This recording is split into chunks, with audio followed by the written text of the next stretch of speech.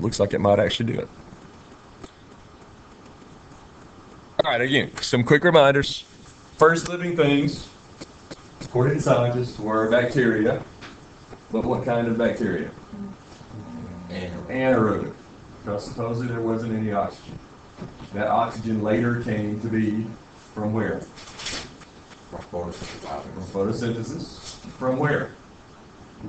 Where does the oxygen that we breathe actually start out at?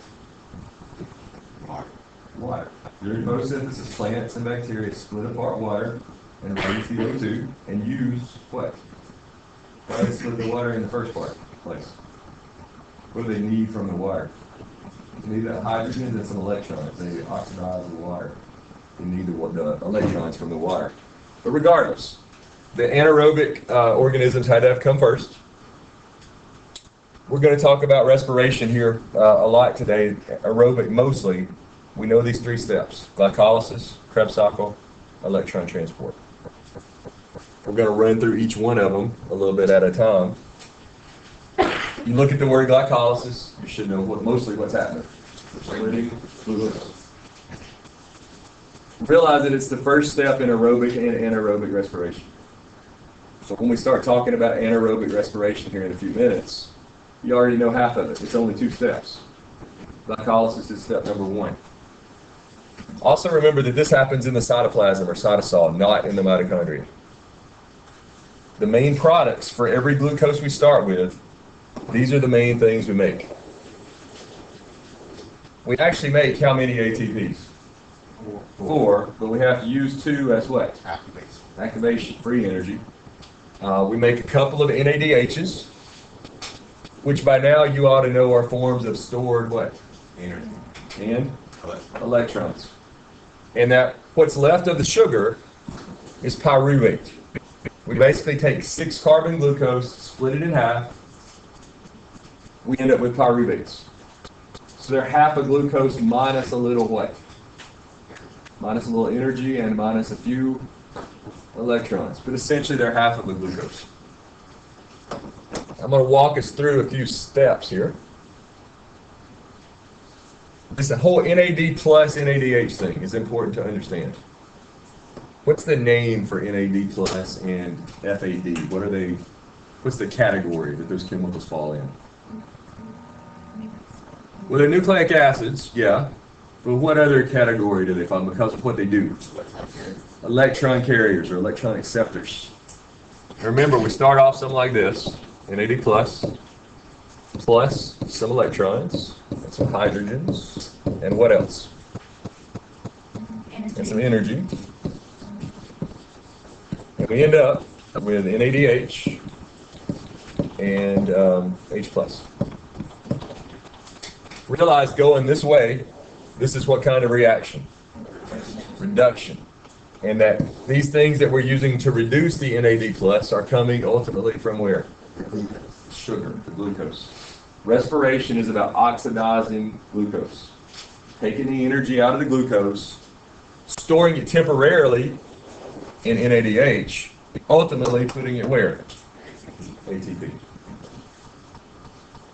Now realize during the first couple of steps of respiration, NAD plus is getting reduced. But in electron transport, the last step, the arrow gets flipped around that way. And during electron transport, we're going to take NADH, convert it back into NAD plus. We're going to oxidize it. So that equation is important to understand. And realize that the same equation holds for FADH2. Except we start with FAD, still reduce it the same way. This over here just becomes FADH2. But essentially it's the same equation. We oxidize those things using energy and electrons. We reduce those things using energy and electrons from the glucose, from the sugar.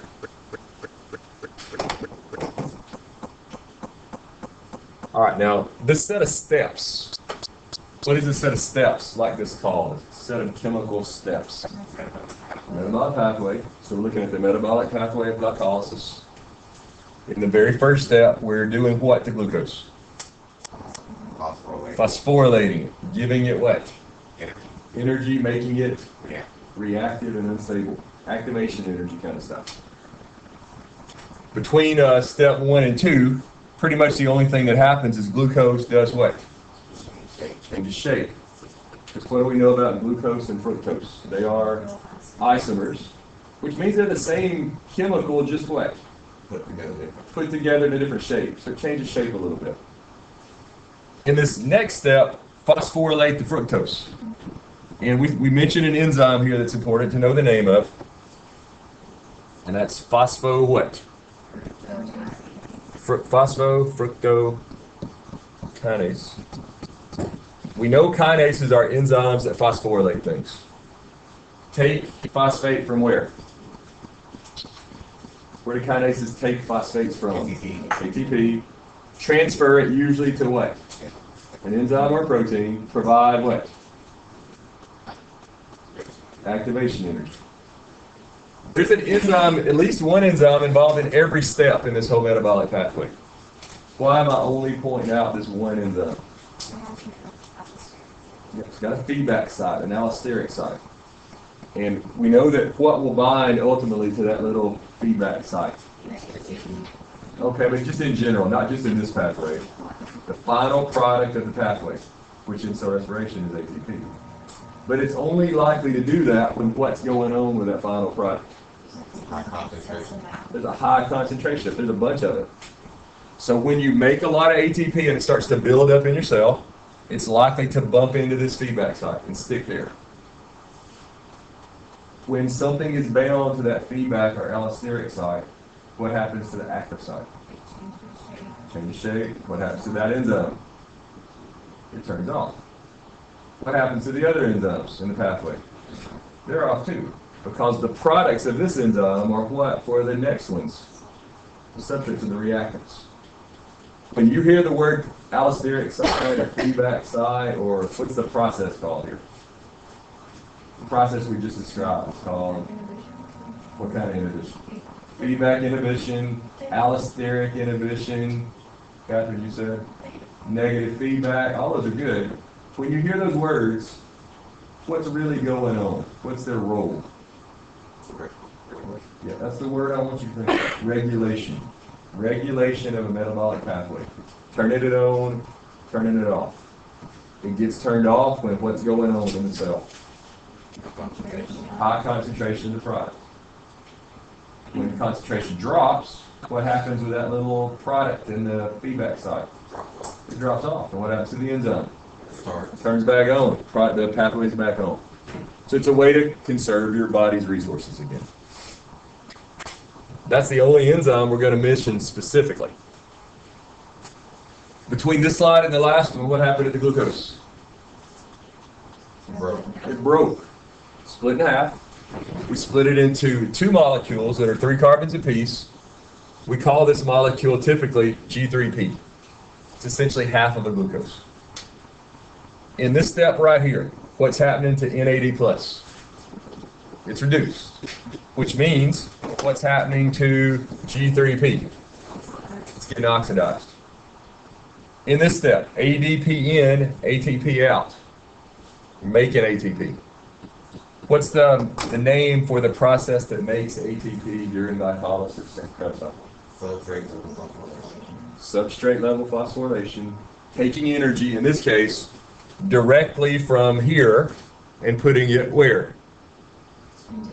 Into ADP to make ATP. We do that again down here. A little bit more substrate level phosphorylation. Yeah. That's making ATP on the enzyme. What it means to substrate level phosphorylation? No, not really. It means taking in energy directly from a chemical, a substrate, and transferring it to ADP. We end glycolysis with a 2 3-carbon pyruvates, which we said a second ago is essentially half a glucose minus what 2 things? Some electrons and some energy. The key thing to understand is that most of the energy that started out in the glucose when we get here, is still in here. There's still a lot of energy in that. It's the job of the next couple of steps to do what to pyruvate? What's the process that gets the energy out? Yeah, but what's the name for the chemical process that gets the energy out?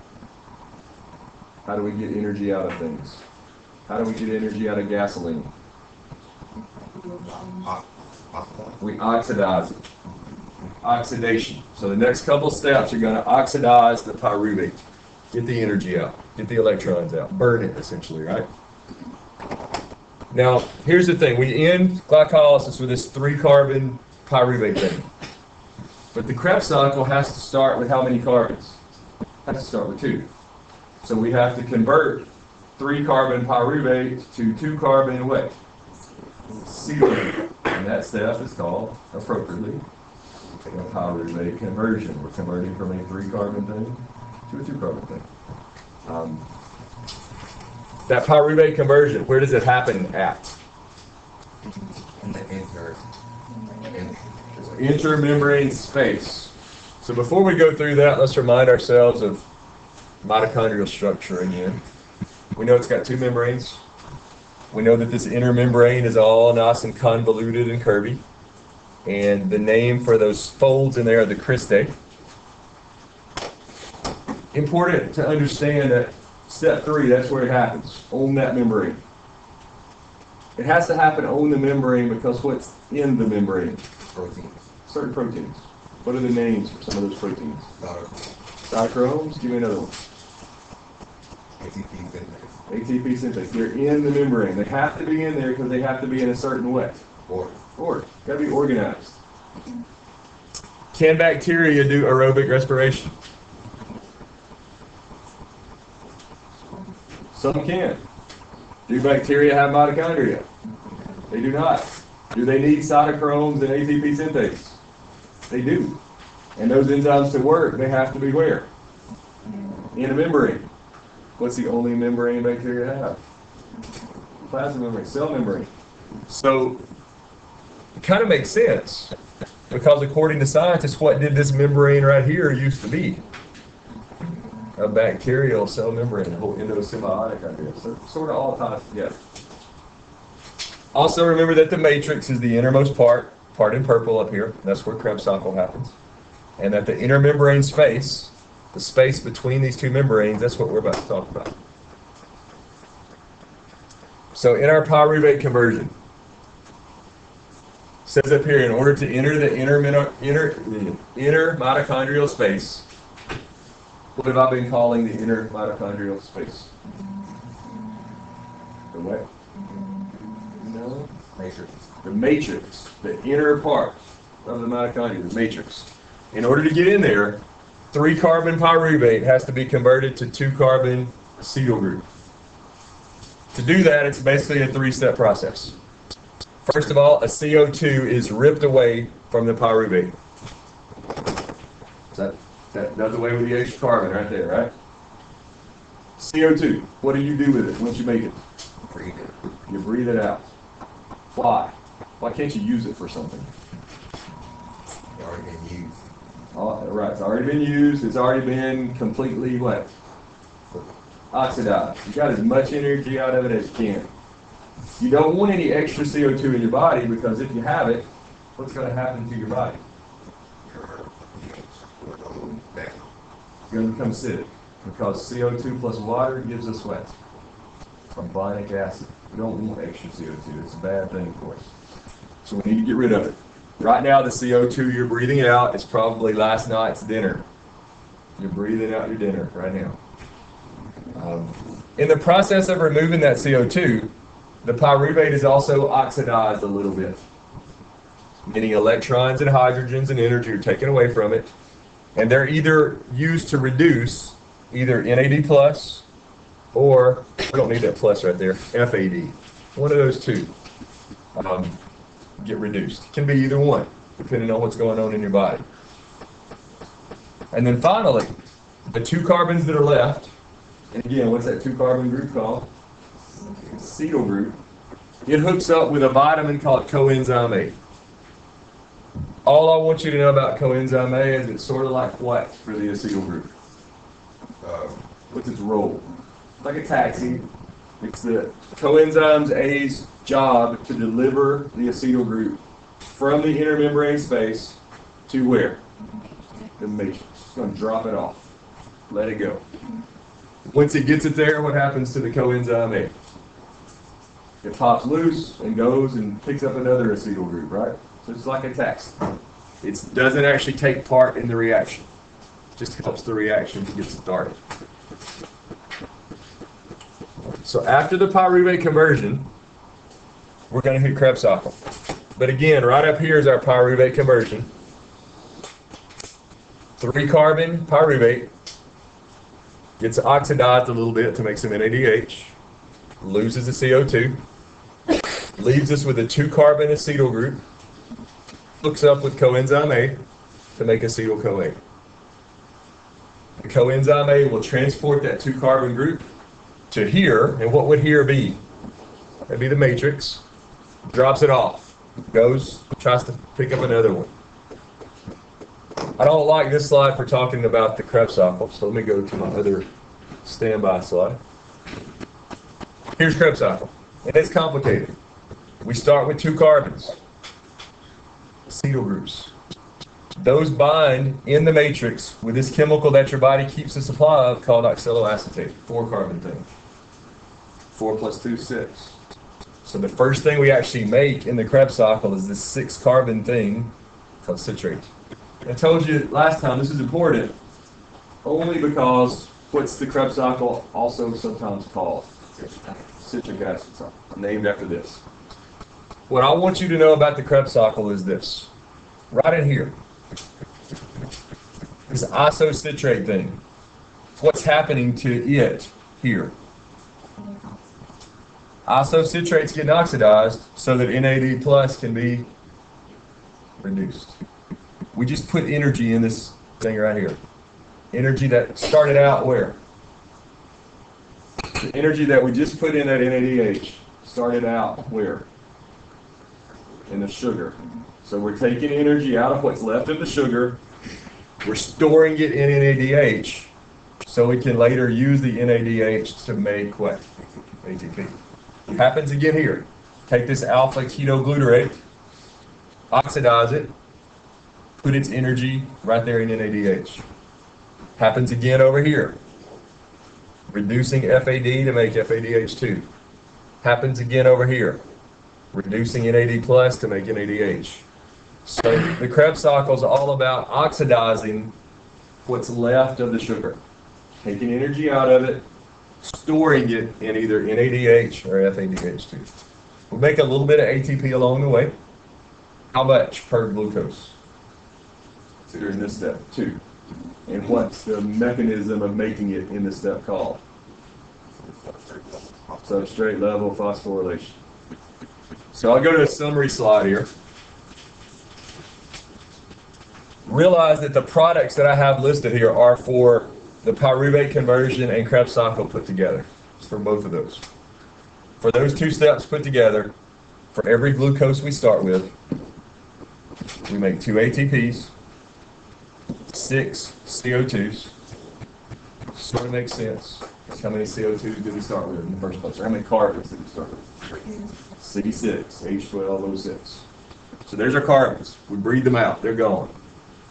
But the main thing that gets made during the Krebs cycle, right here, most of the energy that used to be in the sugar is now in these things. And that's sort of where we stop the Krebs cycle.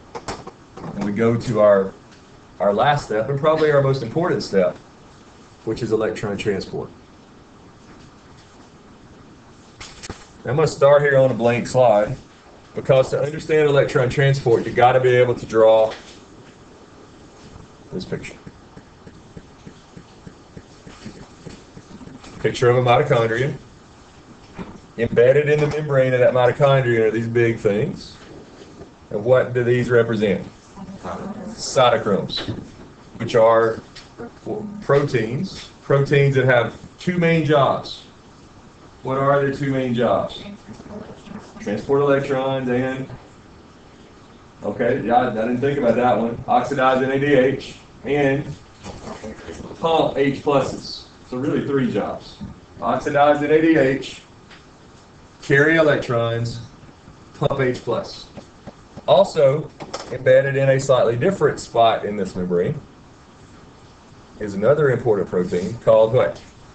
ATP synthase. But before we get to that, the first thing that's going to happen is that this first cytochrome is going to grab on to NADH and do what to it? Oxidize. Take away its electrons, which we'll draw there. What's left of the NADH after it gets oxidized?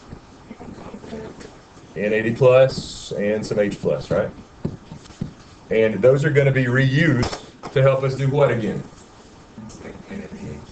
Yeah, during Krebs cycle, glycolysis, pyruvate conversion. They get used in all 3 of those steps. But the important thing is that the electrons are now going to move across this transport system. Why do they move in the order they move?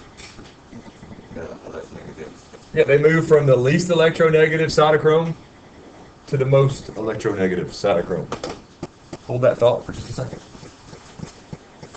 Hello? Yeah.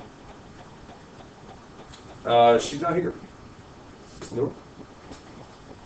No, she's. I don't know if she was on a field trip. She was just absent, but she was already marked. I called her over there. Okay, thanks. Anyway, so the electrons move from least electronegative to most electronegative cytochrome, and as they're moving, what are moving electrons? Current. Current, electricity. Good at powering things, right? And in this case, what is the energy of those electrons power?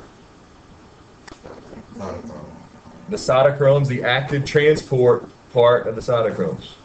They are carrier proteins. Carrier proteins made to pump H pluses. By the way, what's another name for H pluses? Protons. And it's active transport, so they're pumping them from where to where? Low to high concentration against what? The gradient. And then what that means in this picture is that they pump them from the matrix to where? Yeah, to this space out here, the intermembrane space. And we start building up H pluses.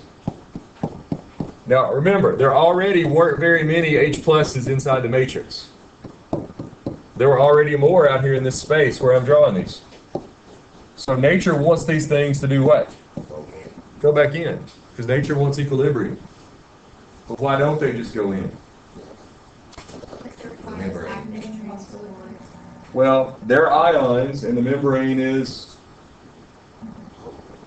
made out of phospholipids, and they don't like each other, right? Ions and phospholipids, they don't really go together very well. So they're stuck.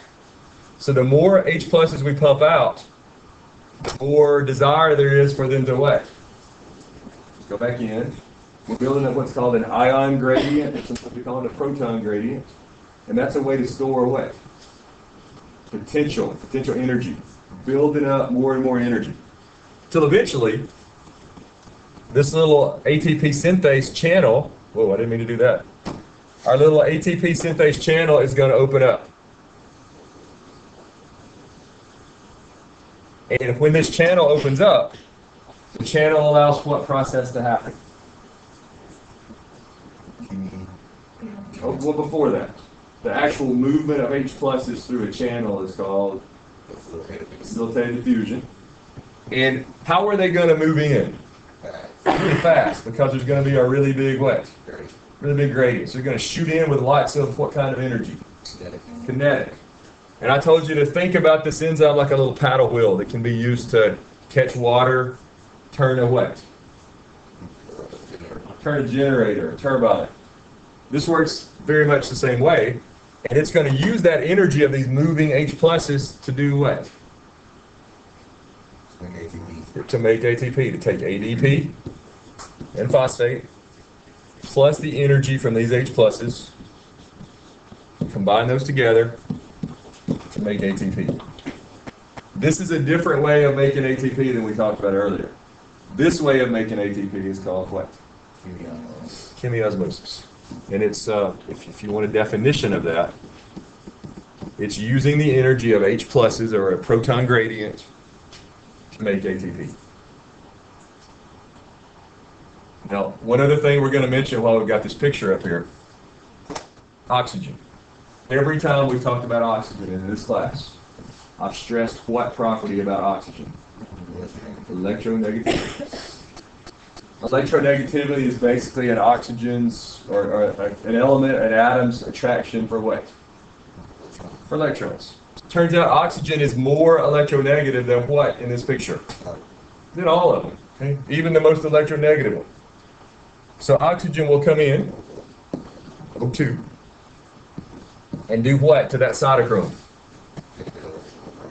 All right, give me a more sciencey word. What's it going to do to that cytochrome? It's going to oxidize it. It's going to take the electrons away from that cytochrome. And also, what's it going to hook those electrons up with? Some H pluses in order to make water. And water is just sort of a waste product of cell respiration. Your body's going to reuse that water. But the purpose of that oxygen is just to get rid of those electrons, right? Because if electrons stayed on this cytochrome right here, it became negative, what's not going to be able to come over here? The next electron. So our chain would stop. We would stop being able to do aerobic respiration, and you die. You run out of ATP. So we say oxygen's job in respiration is to be the final electron acceptor. It helps it to continue. And that's kind of where we end with this. Now remember, per glucose that we started with, how many ATPs do we make in this step? 32 or sometimes 34. How many had we made up to that step? Well, we'd made 6, but we'd also done what? Used 2. So really 4 to the good before this step. Now we get 32 more, usually. So usually per glucose, we make 36 ATPs per glucose, most of the time. That's pretty important. I'll talk about one more thing in this picture. NADH typically binds with that first cytochrome, so that when its electrons move, they cause 3 different cytochromes to do what? Pump out H pluses. And those 3 H pluses end up eventually coming up through here, giving energy to make what? How many ATPs? 1 apiece. 3. So 1 NADH typically will provide enough energy to make 3 ATPs. On the other hand, FADH2 gets oxidized here by the middle group of cytochromes. So it only causes how many protons to get pumped? 2. Here and here. So 1 FADH2 only causes 2 ATPs to get made. That makes sense? So know the picture, be able to draw it, be able to explain it. Hopefully the second time around it was a little bit more understandable. I have a question. Yes. Can I just draw it on first? Maybe. Be a good essay question. You want a head? Maybe. Head? Never know. So put it up together. All right, I want to finish this up by talking about anaerobic respiration. And remember, we said that we do aerobic respiration most of the time. When is the only time we're going to do anaerobic respiration to any big extent? You can't get enough oxygen. We can't get enough oxygen. We don't use anaerobic respiration very much because it's not what? It's not efficient. We're only going to make how many ATPs per glucose? 2. Whereas in aerobic, we said we made how many? 36. So this is not efficient. There are a few things on Earth that can only do this, but there tend to be really small things like some bacteria. And what's maybe the most famous fermenters to human beings? Yeast. What do bacteria and yeast have in common? They're single-celled, and pretty much all they do is float around in water or something, right? Do you need a lot of ATP if you float around in water most of the time? No. So they can get by with doing only this, even though it is really, really, really, really inefficient. They still get by with it. The first step of anaerobic respiration is just exactly the same one as we did in aerobic glycolysis. Remind me of the three things that get made during glycolysis. ATP. ATP. 4, use 2. NADH. NADH and pyruvate. Same stuff here. It's exactly the same process. It's a conserved property, a conserved metabolic pathway. But I'm going to back up to a slide where I can write out some stuff.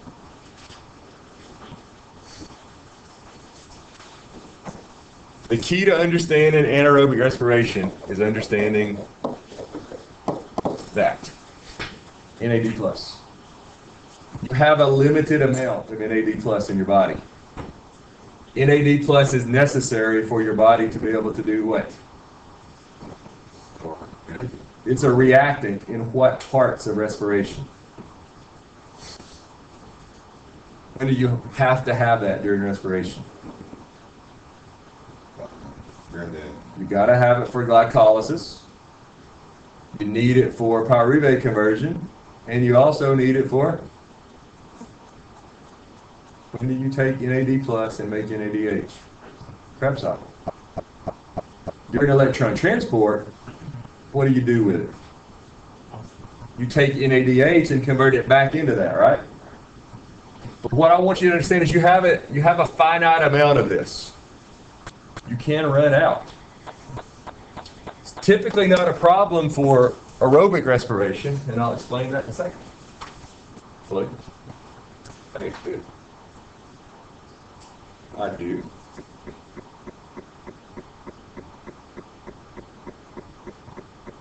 All right, you want me to send her to your office or where? Okay, I'll send her there. Rachel, Mr. Davidson wants you. Apparently you parked your car in the wrong place or turned it around backwards or something. They want you to move it, so yeah, you need to take your keys. All right, back to what I was saying. There's a limited amount of NAD+. If we were to run out of that, what would happen to respiration? It would completely stop. Every kind of respiration would stop.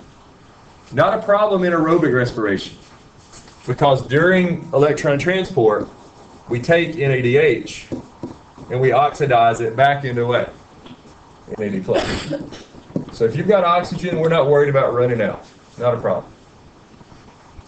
In anaerobic respiration, though, during glycolysis, we're taking NAD+ and turning it into NADH, right? That's happening in glycolysis. We could ultimately run out. Step 1 in anaerobic respiration, glycolysis, will give us 4 ATPs, but we'll use 2 of them. I'm going to tell you that step 2, fermentation, makes how many ATPs? 0. Step 2's job in anaerobic respiration is to simply do what? Convert NADH back into NAD+, so that what can keep going? So the glycolysis doesn't stop. So the step 2 of anaerobic respiration, fermentation, its job is to take NADH back to NAD+, so that that's available to do glycolysis. If you run out of that, you die. Now here's the thing, and I want you to be careful on your wording on this. The word fermentation gets used different ways in different biology textbooks. Sometimes fermentation is used to mean what? Sometimes it's used as a synonym for what? All of anaerobic respiration. Sometimes it's used just to mean the second step of anaerobic respiration. So be careful when you're reading questions about this. And as you read the question, think about, are they talking about the whole thing, glycolysis and fermentation, or are they talking about just the second step? Sometimes they'll try to trick you up on that. There's 2 main kinds of fermentation we'll talk about. What's the most famous kind of fermentation? Probably alcoholic. In alcoholic fermentation, here's what happens. You take pyruvate, which you made in glycolysis. Take NADH, which you also made in glycolysis. said the purpose of fermentation is to do what? Yeah. Take that and oxidize it back into this, NAD+. But in the meantime, there's a couple of waste products created in alcoholic fermentation. What are those two main waste products? It's alcoholic fermentation. So ethanol or ethyl alcohol. Most people call it ethanol. And then also, what other product? CO2. Now that ethanol, or like I said, sometimes it's called ethyl alcohol, is the alcohol you might find where? Where can you find ethanol? Alcoholic drinks. You also might find it in your car. It's an additive in gasoline. Think about that. If it'll run your car, can it really be very good for you? Probably not. But here's the thing. The whole purpose of this is not to make ethanol and CO2. One day soon I'll take some yeast and some sugar and water, put them in a bottle. The yeast will start to eat the sugar, right? It'll start to do fermentation. Put a balloon on top of the bottle. The balloon will blow up because of what? CO2. But if we just let that sit there for a long time, what's going to happen to the yeast? They'll eventually kill themselves. Because ethanol is what? It's a poison. Hand sanitizer is made of 90-something% ethanol. Drinking alcohol. When we first started using hand sanitizer, it hasn't been that long, right? People hadn't been using hand sanitizer that long. There was a problem, and I'm sure this still happens, where parents would gob that hand sanitizer all over their kids' hands. Like they pull into the drive-thru window at McDonald's. As they're paying, they're putting this big gob of hand sanitizer on their hands, and immediately the mother hands the kid French fries. It hasn't dried yet. So the kid starts to eat the French fries. And as the kid is eating the French fries, the kid gets drunk. Because the kid is eating 90-something% ethanol, which is way stronger than any drink you can buy in a bar. So if you're going to use hand sanitizer, you need to let it dry. Let it dry before you stick your hands in your mouth. It's strong. It's toxic. But again, the purpose of alcoholic fermentation is to regenerate this so that glycolysis can keep happening. These are waste products. Now, we've learned how to use this process for our benefit. Obviously, we can make fuel. We can make drinks. We can make what else using this? What do we use this for to make this equation? In your home, what might you use this for? What might your mother use this for? To make bread, right? You put yeast and flour and sugar and water and all those things together and make dough. The yeast that your mother pours in there are living little fungi. And when she pours them in there, they start eating the bread dough and giving off waste products. Yeah. Yeah. Start giving off waste products, alcohol and CO2. What's the CO2 used for us for? It blows up the dough like a balloon, right? Makes it rise. Also, now here's a question that somebody always asks me. I'll just ask you first. Can you get drunk from eating bread? Bread dough. No, I want to say you but if you use the dough. Yeah, if you ate enough bread dough, probably you could. Raw bread dough. But you'd have to eat a lot of, you'd be sick from the bread dough before you ever got intoxicated. But when you cook the bread, what do we know about alcohol compared to lots of other liquids? It's got a really low what? Boiling point. So when you start cooking it, the alcohol cooks out. But it does leave behind what? It's behind the taste. That taste of homemade bread is coming from alcohol. And if you've ever been in a kitchen where someone's cooking homemade bread, it smells really awesome, right? Most of that smell is coming from the ethanol that's evaporating out. So this is mostly a yeast thing. We don't do this, but we do something kind of similar. We take the pyruvate we make and the NADH that we make, react those together, make NAD+. But we don't make either one of these two waste products during fermentation. We instead make what?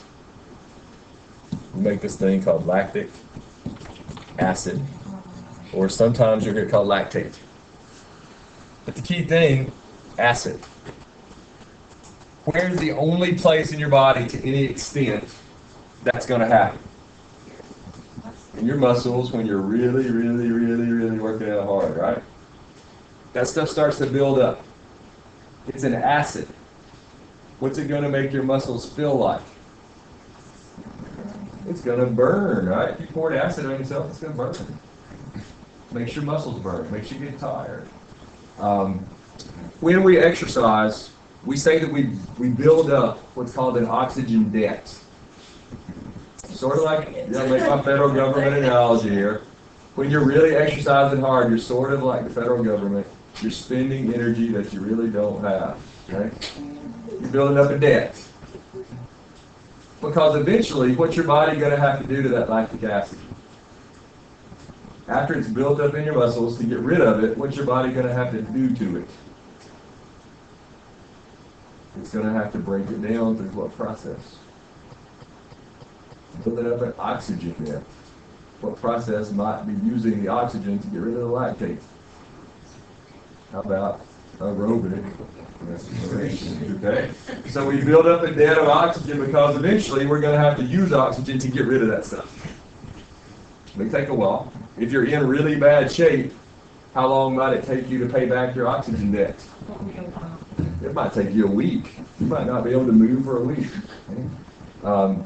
Let's say that Jonathan was a couch potato.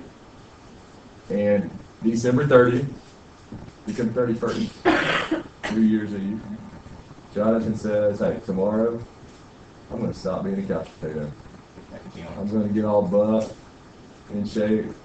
So January 1st, he goes to Total Fitness, he pays his fee, he runs 5 miles on the treadmill, pumps iron for a couple of hours, then he runs a couple miles on the track. He's feeling awesome. He gets home. Says, I'm a little tired. Takes a nap. Wakes up. He can't get out of bed. Okay? He's sore. He has a very big oxygen debt. And if he was in really bad shape, it's going to take a long time for him to pay back that oxygen debt. He's going to be stuck. But that's anaerobic respiration. The purpose of anaerobic respiration is to take this NADH, oxidize it back into NAD+, because we've got to have that to do what? Glycolysis. Got to have it to be able to do glycolysis. So, you said we have like a set number of NAD pluses? Right, it's not infinite. And after glycolysis, we don't... I'm confused a little bit on why, like, where do we go after glycolysis? NAD plus? It become NADH? It becomes NADH, which means it can't be used as NAD plus anymore. In aerobic respiration, the NADH is eventually converted back into NAD plus during electron transport chain. So you're not going to run out because it's constantly recycling it. The same kind of process is happening in fermentation. Fermentation's job is to take NADH, get it back to NAD plus. Otherwise, you just have a lot of NADH. Yeah, and you run out of NAD plus, which would mean glycolysis can't happen anymore. So during fermentation, during anaerobic respiration, you only make how many ATPs per glucose? 2. Not many. 1/18 as many as you make during the aerobic version of respiration. Makes sense? Questions? Let me fast forward to a kind of a summary slide here. This kind of summarizes aerobic respiration. That over in the cytoplasm, we got what going on? Glycolysis. Glycolysis takes glucose, splits it, produces a couple of ATPs net, a couple of NADHs, and 2 pyruvates. In the intermembrane space, that 3-carbon pyruvate is going to get converted to a 2-carbon acetyl group. It's the pyruvate conversion. And that also creates a couple of NADHs, or maybe sometimes FADH2s. The acetyl group gets transported to the Krebs cycle, where it gets oxidized. That creates a couple more ATPs per glucose. It also creates some more NADHs and some FADH2s. All of these are going to get transported to where? Where are those going to be imported? The NADHs and the FADH2s. Yeah, but where? The matrix.